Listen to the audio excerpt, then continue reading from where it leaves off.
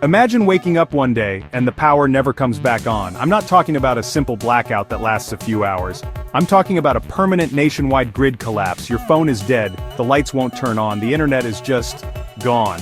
It sounds like a movie, but this could actually happen, and if it does, the world as we know it would change forever. In fact, we spent over $1 million simulating this exact scenario, and what we found is absolutely insane. Right now, you're probably thinking about your lights, your TV, your video games, but this goes so much deeper. All the money in your bank account, it's just numbers on a server you can't access. Your Bitcoin, it's trapped. The grocery stores would be empty in less than 3 days. It's a terrifying thought, but we're not here to just scare you. We're here to show you what would happen, step by step, so you can be ready. Today, we're going to do something we've never done before. We'll walk through exactly what happens if the grid goes down for good, and what you can do to survive. We've built a completely off-grid bunker to test these theories, and we're going to put my friend Chris through the ultimate survival challenge. For the next 30 days, he will live in a world with no power. Can he survive? Stick around because this is going to be the craziest video we have ever made. The first few hours are just weird, not scary. You wake up, the alarm didn't go off, you go to flick on the light, nothing. Your first thought is, the power's out. You might even be a little happy, like it's a snow day. You try your phone, no service. That's a little strange, but maybe a cell tower is down. You're not panicking yet, you're just confused. You probably make some coffee on a gas stove if you have one and look out the window expecting to see power trucks any minute. But they never come. As morning turns to afternoon, a new feeling starts to creep in. It's not panic, it's a deep, unsettling quiet. There's no hum of refrigerators, no distant traffic, no TVs blaring from your neighbor's house. You start talking to people on your street, everyone has the same story. My phone's dead too. Did you hear anything? The answer is always no. The local radio stations are just static. This is the moment the confusion starts turning into real, genuine concern. Something is very, very wrong. By nightfall, the reality of the situation hits like a freight train. The entire city is plunged into a darkness you've never experienced before. It's a primal, absolute black. People are starting to get scared. You hear shouts in the distance, car alarms that eventually die out. This isn't a normal outage, this is something else entirely. We tried to simulate this for Chris, and even in a controlled environment, the complete sensory deprivation was mentally crushing. He said the silence was the loudest thing he'd ever heard. The first 24 hours are a period of mass delusion. Everyone is holding on to the hope that the government, the power company, someone is fixing it. People are still obeying traffic laws, still thinking tomorrow everything will be back to normal. But as the hours tick by, that hope starts to fade, replaced by a cold, hard dread. We found that the psychological toll in the first day alone is massive. The realization that you are completely and utterly cut off from everything is a shock to the system unlike any other. Inside our simulation, Chris spent the first day trying to get a signal, trying to find any information. He had a hand crank radio, but every station was silent. He described it as feeling like he was the last person on Earth. This is the critical moment where your mindset has to shift from waiting for help to, I am on my own. Most people won't be able to make that mental leap, and that's where the real problems begin. They're still in denial. As the sun rises on day 2, the world is a different place. The illusion is shattered. The power isn't coming back on. The quiet is no longer peaceful. It's menacing. The initial confusion has now curdled into a city-wide, unspoken panic. People are looking at their neighbors differently. They're looking at their dwindling food supplies. The rules of society are starting to fray at the edges, and everyone can feel it. For this challenge, we gave Chris a week's worth of food, and by the morning of day 2, he was already rationing it. He knew that what he had was all he was going to get. Outside the bunker, in a real scenario, people would be flooding the grocery stores, taking everything they can carry. The first day was about confusion. The second day is about survival, and it's about to get incredibly ugly. Imagine your phone is just a useless brick. The internet, the single greatest invention for human connection, is gone. This is the reality of day 3. There are no more text messages, no news websites, no social media updates. All the information you used to have at your fingertips has vanished into thin air. You are now living in an information vacuum, and it is terrifying. How do you know what's happening in the next town over, let alone across the country? You don't. The collapse of communication is the trigger for the next stage of chaos. Without news, rumors spread like wildfire. Is the government setting up shelters? Are there gangs looting houses a few blocks away? Is this a solar flare or an attack? Every piece of information is unverified, passed by word of mouth, and likely exaggerated. Fear and paranoia become the new normal. People start making bad decisions based on bad information because it's the only information they have. In our experiment, we gave Chris a stack of books and a journal. He said that after just 48 hours without any external input, he started to feel incredibly isolated. He had no idea what was happening with us, with the world, with anything. Now multiply that feeling by 300 million people. The psychological pressure is immense. Society is built on shared information, and when that disappears, the very fabric of society begins to unravel. Think about emergency services. How do you call 911 when the phones don't work? You can't. If your house is on fire, you have to hope a neighbor sees it and helps you. If someone has a heart attack, there are no paramedics on the way. The entire system we rely on for our safety grinds to a halt. The world becomes a much more dangerous place, not just because of other people, but because the safety net we take for granted is completely gone. This is when local, old-school methods of communication become critical. We're talking about town criers, runners, messages posted on a physical community board. Information starts to travel at the speed of a person walking or running. This drastically shrinks your world. Your entire universe becomes your immediate neighborhood. Anything happening beyond a few miles might as well be happening on another planet. You are, for all intents and purposes, living in the 1800s again. For our challenge, we put a whiteboard outside Chris's bunker where we could leave him messages, but we didn't for the first week. We wanted him to experience the total isolation. When we finally wrote day 7, "You're doing great," he said it was the most emotional moment of the entire experience. Just that tiny bit of connection was a massive relief. In a real collapse, finding or creating a reliable source of local news would be one of the most important things you could do. Without a way to communicate, coordinating any large-scale response is impossible. The government can't issue instructions, relief organizations can't organize aid distribution. Every community becomes an isolated island, forced to solve its own problems with no outside help. This communication breakdown is the catalyst that accelerates the collapse of every other system, starting with the one that keeps us all alive. The supply chain. Here is a terrifying fact. The average grocery store only has enough food to last for about 3 days. Everything else relies on a constant stream of trucks arriving every single day. In a grid-down world, those trucks stop running. The fuel pumps need electricity. The logistics and tracking systems are all digital. The entire just-in-time delivery system that stocks our shelves completely and totally fails. By day 4 or 5, the grocery stores are battlegrounds.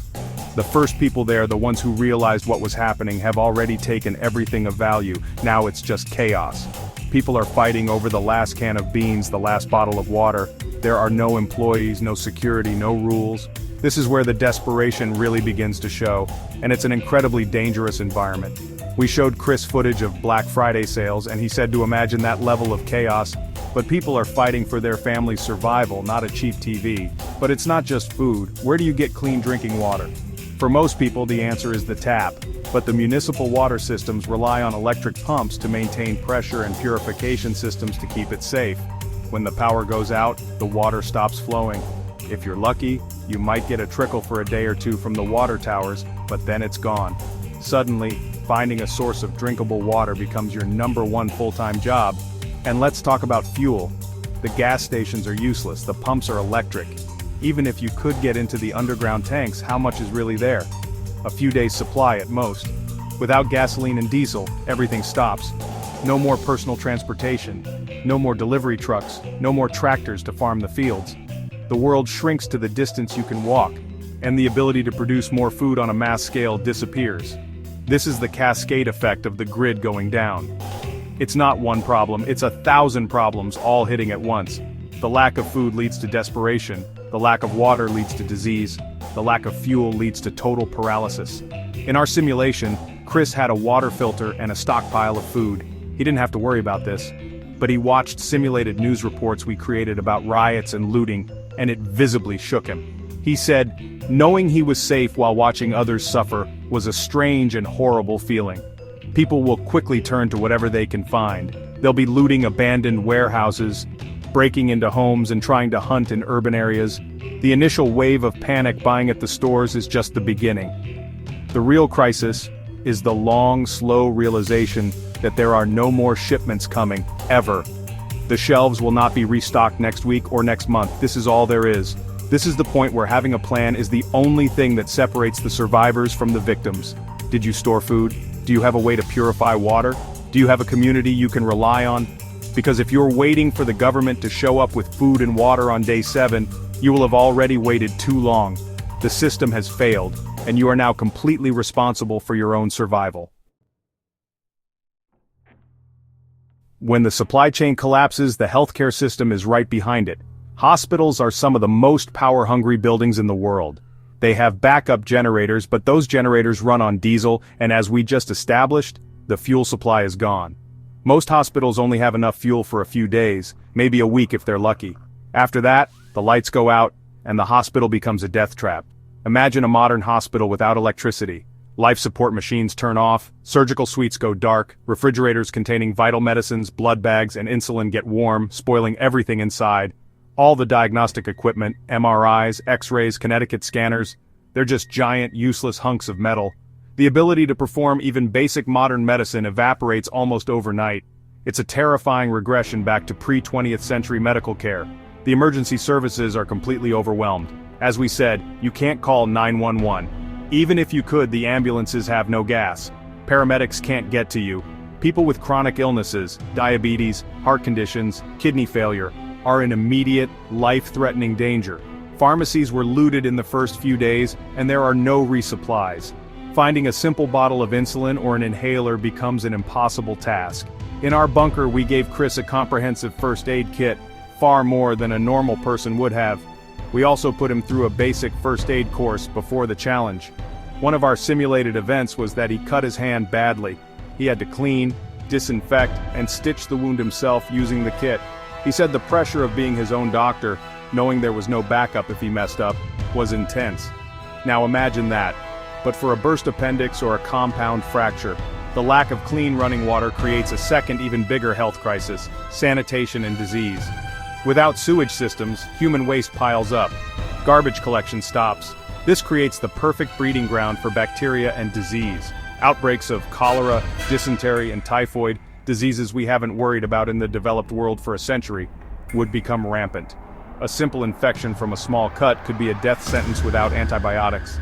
The doctors and nurses who are still trying to help are facing an impossible situation. They have the knowledge, but they don't have the tools, the medicine, or the sterile environment. They'd be forced to perform amputations without anesthesia, to watch people die from treatable illnesses because they simply don't have the supplies. The psychological toll on these healthcare professionals would be unimaginable. This is a part of the collapse that many people don't think about, but it's one of the most brutal. We are so used to the miracle of modern medicine that we can't fathom a world without it.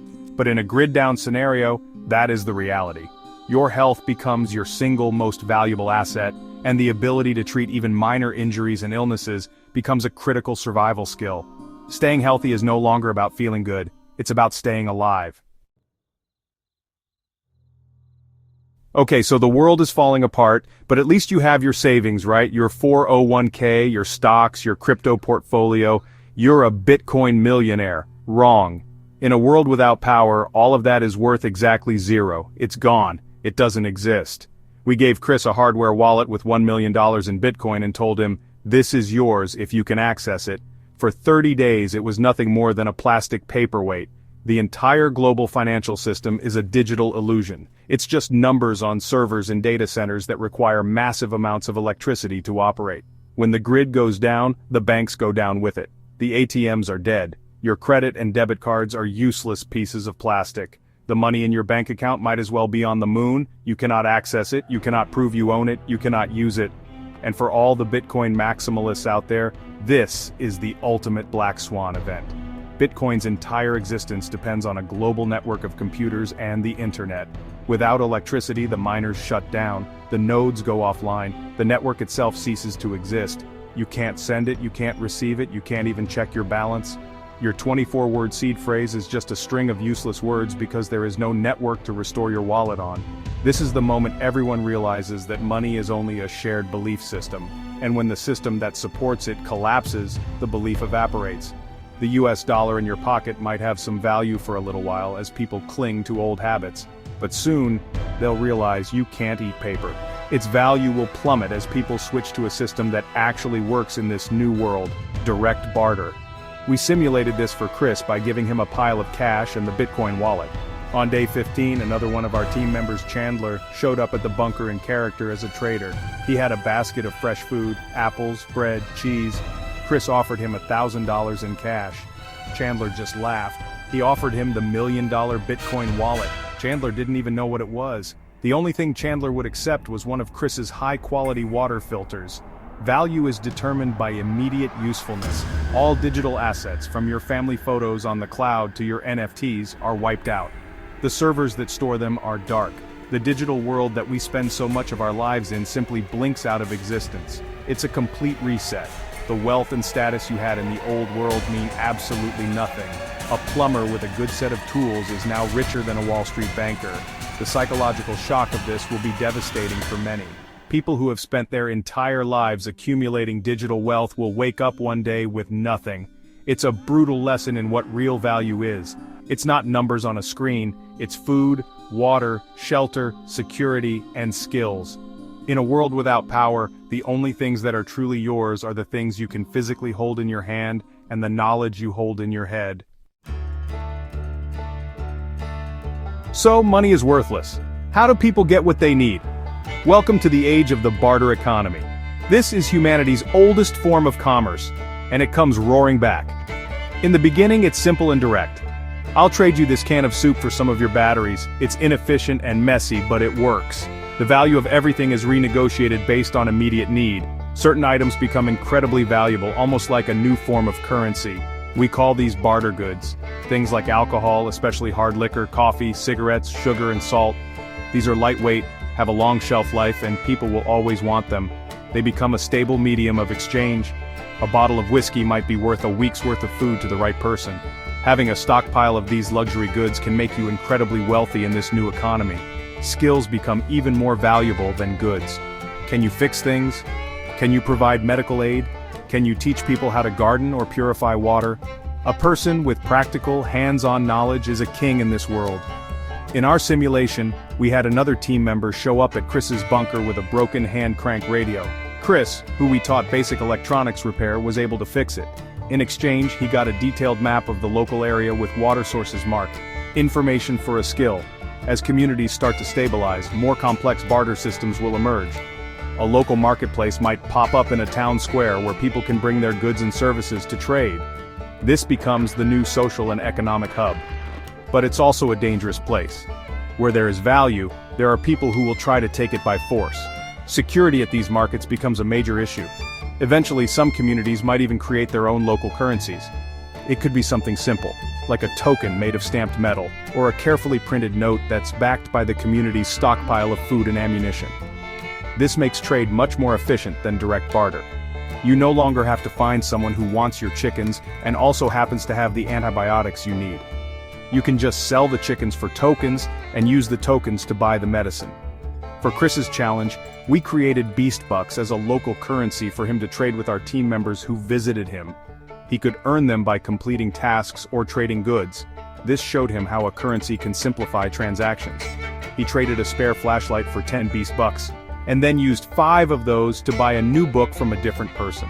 It's a small-scale example, but it demonstrates how societies naturally rebuild systems of commerce.